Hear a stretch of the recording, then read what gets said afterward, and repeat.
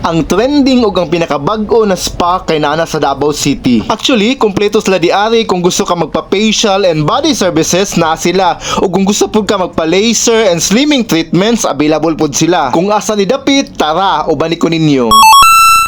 What's up mga koys? Natakalon diri sa Crossing Bayabas, Turil, Davao City. Kana ganing before sa traffic light banda. Unya makita ninyo ang Imperial Appliance Store ug ang atbang ana ang Matedo Huco Development Corporation. Sa kalangta kay diha nahimutang ang Joan Spa Facial and Wellness Center. Last month, December, busy jud kaayo mo nang gusto na ko hatagan og reward ang akong kaugalingon. Og kadi pud na higayon ni uban ang akong sister kay gusto pud niya matry ang ilang mga services. Diri sa Joan Spa and Wellness Center kay sigurado jud na ma-relax ka kauban ng mga friendly nila na staff. Makita po nato diri ang mga bagong device na ginagamit sa spa. Kay travel lagi ang akong vlog mo nang diri ko nagpa-put spa ug na-scrub na jud ug nalimpyuhan na pud ang akong lapalapa. Kana laging sige pud ta og biyahe ug nagalong rides pud ta mo nang nangita pud ang akong lawas na ma-relax. After sa put spa diretso na pud ko diri sa whole body massage ug napod sa mga sobra oras ang masahe mo nang sulit jud kaayo. Ang nakita ninyo karon kay elegante kayo tan-awon ang sulod sa Chuan Spa Wellness Center. Ug ang akong sister di ay kay nagpa-ultra slimming sa iyahang face ug sa iyahang shoulder. Daghan services ang mahatag sa Chuan Spa Wellness Center, mapa-facial services,